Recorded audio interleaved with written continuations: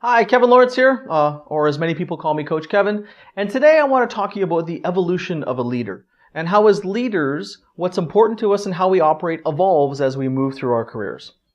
What I'll show you a picture here is, and it's, obviously you can tell I didn't go to art school, but you'll get the point, is that, in our lives, we start off almost like a rocket launching out into space where we have a lot of energy starting our careers and our lives. And in the first phase of our energy, it's all about me. What do I need for me? I need to get what I need. And people are focused, like in Maslow's hierarchy of needs, on lower level needs when they start their career. And the challenge is when people are in this me mode, often in their 20s and 30s, it can be quite selfish because in their mind they don't have enough and they're trying to get themselves to a good place. So the way that I look at it is like the space shuttle in the NASA program. When it takes off in this first phase getting out of the atmosphere, it's got these extra solid fuel tanks on the side.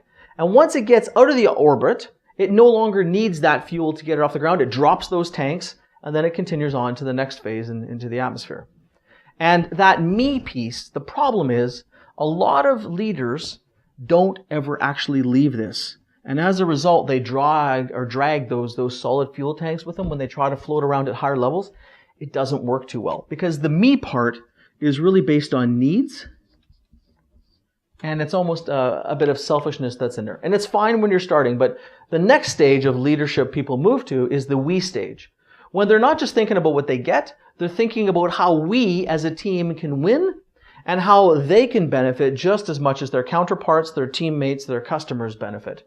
And this is a much more powerful stage. It takes a lot less energy for these people to lead. It's much more attractive because it feels good when you're around these people. By the way, with these me people, we can kind of feel it.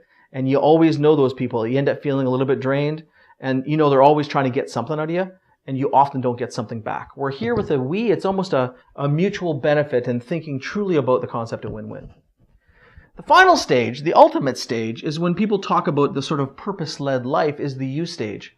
Where the person's got their needs met. They are in a great place and they can focus solely on other people and solely on how they can be of service and of value to other people around them. This is the ultimate place to be because not only do people do their best work in this environment in terms of creating an impact on others, but these people feel great because when you're only focused on what you can do for other people, you feel good.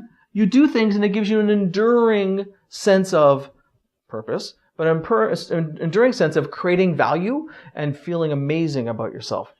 But here's the catch. The concept all makes sense. The key is you cannot get to this stage until you have your needs met.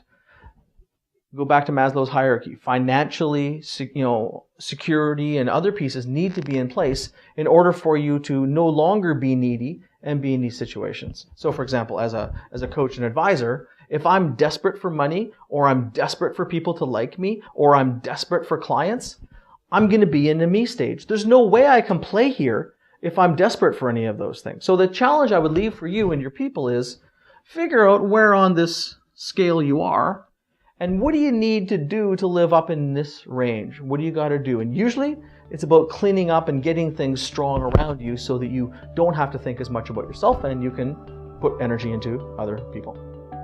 Have a great day.